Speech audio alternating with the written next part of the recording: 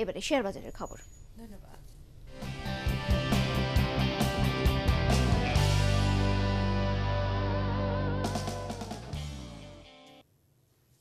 বাজিস্টিক share বাজারের সবশেষ সংবাদ আমন্ত্রণ জানাচ্ছে আমি ইসমাইল সারিন খান।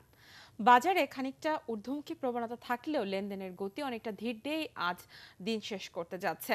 আর কিছুক্ষণের মধ্যেই লেনদেন শেষ হবে। মাত্র 269 কোটি টাকার মতো লেনদেন হয়েছে। সাধারণ সূচক 18 পয়েন্টের মতো বাড়তি থেকে 4,496 ঘরে রয়েছে। 500 ঘর আজ অতিক্রম করতে পারেনি। সরিয়া ইন্ডেক্সটি 3 পয়েন্টের মতো বেড়েছে। ডিএসসি 30 ইন্ডেক্সটি 10 পয়েন্টের মতো বেড়েছে। এরই মধ্যে 121 কোম্পানির দাম বাড়লেও দাম কমার তালিকায় 123 কোম্পানি, অপরিবর্তিত কোম্পানির সংখ্যা হচ্ছে 41টি। ইউএফএস ইউনিট ফান্ড নামক বেমেয়াদি মিউচুয়াল ফান্ডের খসড়া ট্রাস্ট ও বিনিয়োগ ব্যবস্থাপনা চুক্তি অনুমোদন করেছে Bangladesh securities and exchange commission গেল সপ্তাহের কমিশন সভায়। এ অনুমোদন করা মিউচুয়াল ফান্ডের আকার 10 কোটি টাকা এবং সম্পদ ব্যবস্থাপকের দায়িত্ব পালন করছেন ইউনিভার্সাল ফিনান্সিয়াল লিমিটেড। ফান্ডের ট্রাস্টি ও custodian Bangladesh general insurance company financial consultant Anisuzzaman Chowdhury জানিয়েছেন, অনুমোদনের পর নির্ধারিত নিয়ম মেনে ট্রাস্টের কাজ শুরু হয়েছে। প্রতি 3 মাস পর পর এর রিভিউ করবে ট্রাস্টি বোর্ড। আজ দুপুর 2টায় এডিবির কনসালটেন্টের সাথে বৈঠক করবে ঢাকা স্টক এক্সচেঞ্জ। বৈঠকে এডিবির দেয়া বেশ কিছু শর্ত এবং ঋণের কার্যকারিতা কতটুকু হয়েছে তা ঢাকা স্টক এক্সচেঞ্জের পক্ষ থেকে তুলে ধরা হবে। চট্টগ্রাম স্টক এক্সচেঞ্জের বোর্ডের সকল স্টেক হোল্ডারদের সাথে পুঁজিবাজারের সমন্বয়ের সাথে কাজ করার জন্য সিএসসি ঢাকা অফিসে বৈঠক হচ্ছে। সিএসসি কর্তৃপক্ষ জানিয়েছে, CSC chairman Abdul Majid, independent director, share holder, ব্যবস্থাপনা পরিচালক আজ ঢাকাস্থ সিএসসির সকল স্টেক হোল্ডারদের সাথে এই বৈঠকে বসেছে। কিভাবে বাজারের গতি ফিরিয়ে আনা যায় তা নিয়ে সকলের সমন্বিত উদ্যোগের মাধ্যমে পারস্পরিক মতবিনিময় হচ্ছে।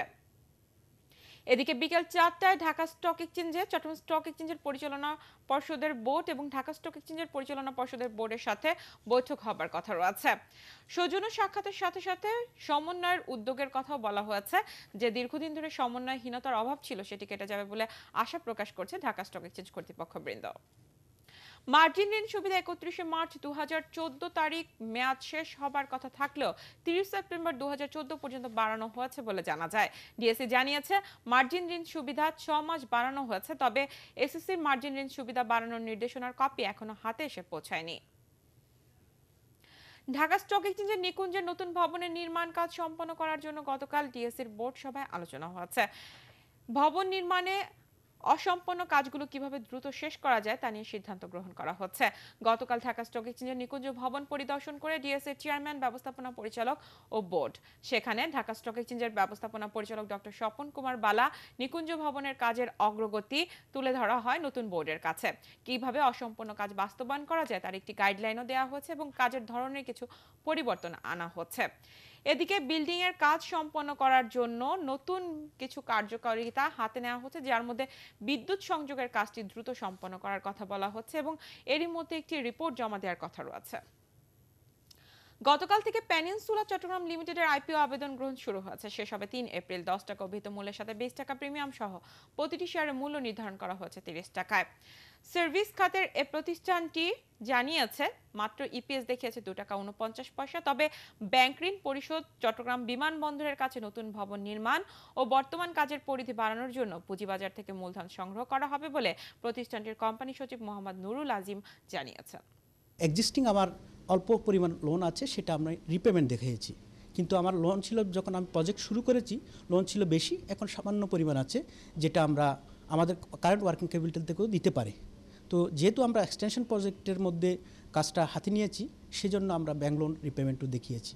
এবং শুধু ব্যাংক লোন রিপেমেন্ট না, আমরা আমাদের নতুন হোটেল যেটা হচ্ছে সেটাতে আমরা সিংহভাগে ব্যয় করা হবে আমাদের নতুন হোটেলের মধ্যে। এনএবি জাস্টিফিকেশন অনুযায়ী এবং ইপিএসের দুটোই যদি জাস্টিফিকেশন করা হয়, আমার 40 টাকার কাছাকাছি আসে আমার শেয়ার ভ্যালু। তো আমরা এটা 30 টাকায় কমিয়ে এনেছি অ্যাজ পার ইপিএস এবং অ্যাজ পার এনএবি। সেই জাস্টিফিকেশনে আমরা মনে করতেছি আমরা প্রিমিয়ামের দাবিদার এবং প্রিমিয়ামটা এসএসসি আমাদেরকে অ্যাকসেপ্ট করেছে। প্রাথমিক গণপ্রস্তাবে অনুমোদন পাওয়া খুলনা প্রিন্টিং অ্যান্ড প্যাকেজিং লিমিটেডের আবেদন শুরু হচ্ছে 4 মে রোববার থেকে, শেষ হবে 8 মে। প্রবাসী বিনিয়োগকারীদের জন্য সুযোগ থাকছে 17 মে পর্যন্ত। আইপিওর মাধ্যমে Khulna printing and packaging limited share বাজারে 4 কোটি টাকা সাধারণ শেয়ার ছেড়ে 40 কোটি টাকা সংগ্রহ করছে। এজন্য প্রতিটি শেয়ারের মূল্য 10 টাকা, শেয়ার প্রতি আয় 2 টাকা 82 পয়সা, সম্পদ 24 টাকা 26 পয়সা। ইস্যু ব্যবস্থাপকের দায়িত্ব পালন করছেন সোনালী ইনভেস্টমেন্ট লিমিটেড।